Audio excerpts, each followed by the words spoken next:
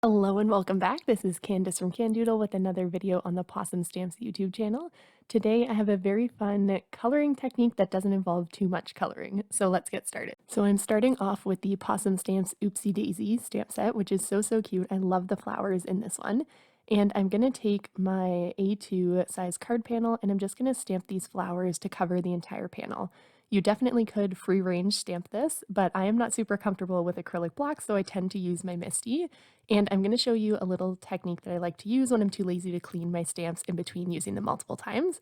So as you can see, I have a big sheet of tracing paper there, and then I don't have to worry about cleaning my stamps, and I can place them down and still see where the stamp is going to end up, but not get any black smudges or black ink on my card face. So I just find that this saves a lot of time, especially when I'm stamping the same images over and over, so I don't have to clean them in between or worry about getting black ink where it's not supposed to go.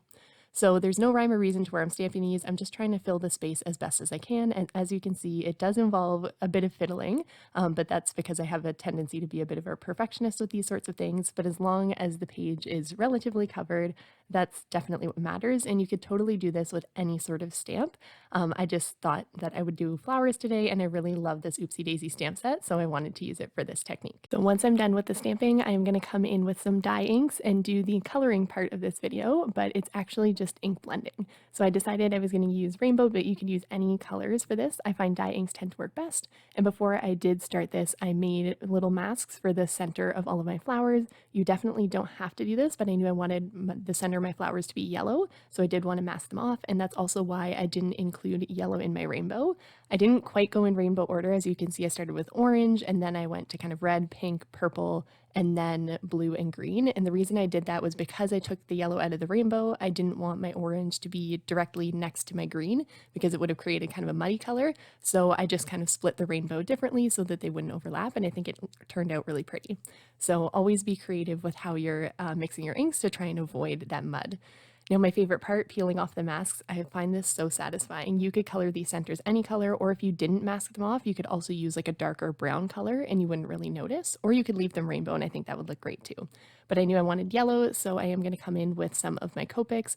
I have the colors on the side there, and basically for my first layer, I'm just coming in and putting some shading towards the bottom. But for my second layer, instead of just doing the same colors, I'm actually using some stippling, which is basically just making little dots with your colors in the areas that you want shading. So I'm going again from darkest back out to my lightest, and it just adds a little bit of texture, as you can see there. And you'll see I do it on 2 other flowers as well. I thought I would show one of each flower center and then do the rest off camera so I didn't bore you. But I think the stippling adds a really nice texture, especially to the center of the flowers, just to add a little bit more interest. Now for the main event of this technique, I am coming in with a black marker. You could use any sort of black marker. I just had my Copic marker the handiest, and I find that it puts down the most ink. So I use that one, and I'm just coming in and I'm going to really carefully color around all of the flowers. So I'm coloring in my background with a darker color that's going to cover over the ink. And this is going to give the illusion that I colored my flowers on a black background, but really I colored everything and then just colored around my flowers. So I find that this gives a very magical look, and this is quite sped up. I won't lie to you. It took me about 15 minutes to color the background, but I was watching TV with my sister, so it was pretty fun, and I really like doing stuff like this and coloring just to take my mind off things. So I actually find it kind of meditative, and I think it's really worth it for the technique. And especially if you use other stamps that maybe don't have as much intricacies around the sides, it would go even faster if you were using more simple stamp shapes. So once I was done with that, I wanted to come in and add some white highlights to really make this come alive. You could definitely leave these out if you don't want to. Now, I personally always struggle with knowing where to put the white highlights and kind of how to do them. You're not alone if you're feeling that way too. A fellow member of the Possum Stamps design team, Kavia, who is over on Instagram, made a fantastic post of how to do white highlights and some different strategies that you can use to do them. So I will link to that down below because I found it super helpful and I followed it when making this card. So I'm just showing where I put the highlights for each of my types of flowers. And then I'm going to do the rest off camera again so I don't bore you, because it can take a little bit of time, especially because I overthink everything. But really, I'm just trying to add some depth and dimension with the highlights, and that's what counts. So once that was done, I am coming in with some double-sided adhesive and I'm going to stick that down to my card base.